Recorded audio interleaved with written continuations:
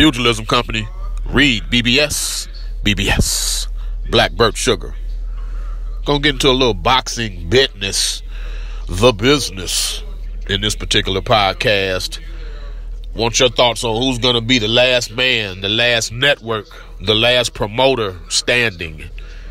Thing about boxing business, though, it doesn't necessarily include what's best for boxing itself or the fans. Truth be told, the pen is mightier than the sword, y'all. It's about crossing them T's and dotting them I's just as much as it's about throwing them hands. That's the bottom line. That's gospel right there. We all know the promotional entities and networks. Up until late last year, HBO was King Fish, King Dingaling, but they were TKO'd by Al Heyman and PBC, Premier Boxing Champions. PBC, they got Showtime on lock, as well as a new contract they signed with Fox. They also show fights on Fox Sports 1, along with the pay-per-view arms of Showtime and Fox.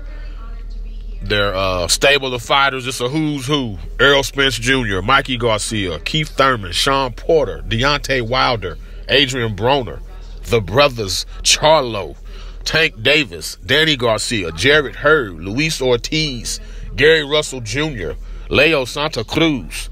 Like, PBC's current roster is loaded with A and B list fighters. Fighters that move the needle for sure. Like, indubitably, they move the needle. So, on the outside looking in, on the surface, Heyman and PBC, they're winning handily. And I call that the Walmart model. It's based on the Walmart model. That's when you possess so much product, you flood the market in your favor. And that's exactly what Al Heyman has done. The fact HBO refused to work with him or Heyman fighters, it directly led to their demise. Egos, man.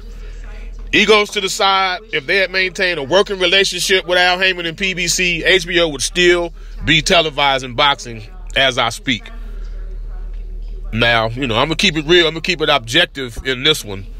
Heyman's stable, as plentiful as it is kind of remained status quo for a while now, man.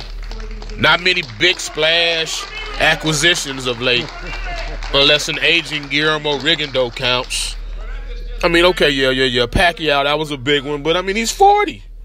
Like, Pac is 40, man. He's got a very short future with PBC. The good news is 2020 Olympics are just around the corner, and I'm sure PBC will put their bids in with all the fresh talent. But yeah, let's keep a watchful eye on their success. Floyd's been going for a minute now, so it's officially the post-Floyd era, unless he sneaks back and does a Pacquiao fight or something. Who knows? You never know with Floyd. You never really know with Floyd. Real quick, subscribe, like, comment, and don't forget, sharing is caring. That's what's up. Bob Brown, Top Rank, they have their ESPN deal. It allows them to show on ESPN Deportes and a myriad of other ESPN feeder stations. Like, they got stations coming out their ass. And then they got the ESPN Plus streaming service. Among their stable, Vasil Lomachenko, Terrence Crawford, Teofimo Lopez, Shakur Stevenson, Tyson Fury, Sergey Kovalev. The whole Eastern European pipeline, basically. And on top of that, don't sleep, but Top Rank has a lot of plethora, a cornucopia of 6-0 and 10-0 and 16-0 type dudes, man, who will be on the radar sometime soon. Like, don't sleep. Fresh talent has blessed Top Rank of late. And let's call it what it is. A partnership with ESPN, the worldwide leader in sports, like, that never hurts. And their peak viewership numbers simply don't lie. Now, people will say, oh, man, hey, everybody got ESPN. It's on basic cable, dog. Exactly. You got more access to more eyes than Showtime. You just do. Now, teaming with Fox, that'll help PBC, but it's iffy on if they will ever eclipse ESPN type numbers. Time will tell. The last and most prominent of the players in the current landscape of boxing business. Eddie Hearn and Matchroom and Oscar De La Hoya with Golden Boy, who are all now with DAZN. Their major selling point is over 100 fight nights a year without the pain of pay-per-view. Shots fired. Shots fired. On the Matchroom side, we got Anthony Joshua. We have the World Boxing Super Series tournaments. So you got Regis Prograis. You got Josh Taylor. You got my main man, my Tomodachi, Naoya Inoue. Like, they got it going on over there. Also got Alexander Usyk, Dmitry Bivol, Demetrius Andrade, Daniel Jacobs, Chunky Gerald Miller, Dillian White. Like, they're close to signing Triple G. Then, of course, the Golden Boy side, you got Canelo, you got Virgil Ortiz, you have Ryan Garcia, you have Jaime Munguia. The major selling point here is obvious. Canelo Alvarez. He's boxing's premier fighter in the post-Floyd era. He's boxing's marquee fighter. Along with that comes a very loyal Mexican fan base, which you can never front on. So that's built in. That's on the plus side for that merger between Golden Boy and DAZN. You know, it's going to be a good thing, man. Here's the thing, though. Here's what's up. 2019 is crucial for the sustainability of pay-per-view. Like, these apps, bruh. These apps, bruh. $9.99 a month for DAZN, watching pay-per-view level fights. Like, for real. That's roughly like $120 a year to view all of their shit and De La Hoya's catalog of fights. Think about that. $120 a year to view all of Matchroom De La Hoya's fights and De La Hoya's whole catalog of old fights. All the Golden Boy shit, all his title winning efforts, the Trinidad fight, the Hopkins fight, the Gabriel, all of them. From the Rooter to the Tutor, all of them. $4.99 for ESPN Plus.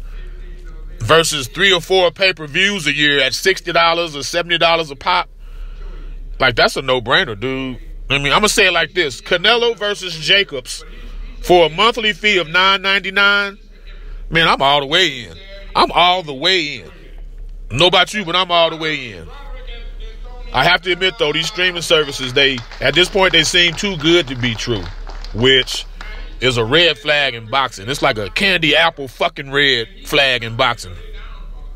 As a fan, a writer, former matchmaker, podcaster, anything that seems too good to be true in this sport that we love called boxing, it probably is. Man, you can't trust it, man. You can't trust it. You just can't trust it. You're dealing with some shady characters. Now, for now, PBC, their whole MO is pay-per-view, no apps, which I'd be shocked. I'd be stunned and amazed and shocked if maybe through Fox they didn't come up with some type of app streaming service themselves.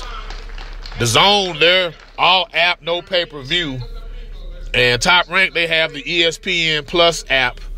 Yet they've announced Crawford and Amir Khan would be an ESPN-produced pay-per-view, which will sell miserably. Don't nobody want to see that shit on pay-per-view. Crawford versus Khan? Like, come on, bruh. Come on. Right now, DAZN, they might be offering more bang for our bucks overall. Like, I'm just keeping it real. But the thing is, Eddie Hearn is greedy, man. He's greedy, though. Like, he'll take a quarter from a dead man's pocket. Like, I ain't even lying. He'll do that. And I could easily see him adjusting prices by 2020, if not sooner.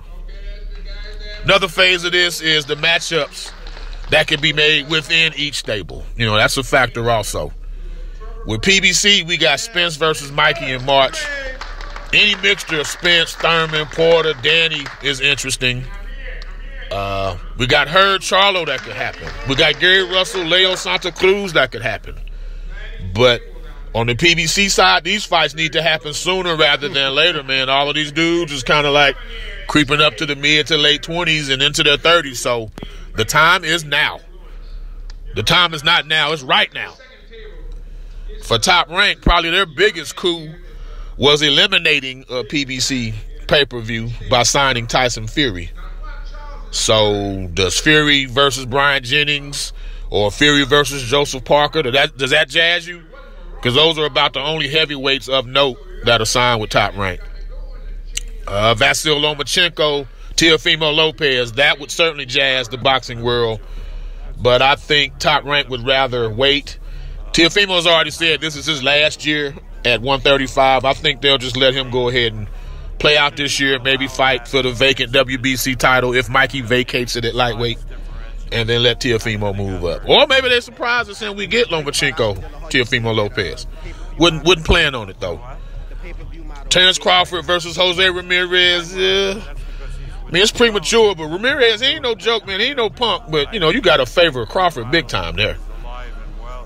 On the zone side, the Golden Boy matchroom portion of it, we got Canelo versus Jacobs. Cuatro de Mayo.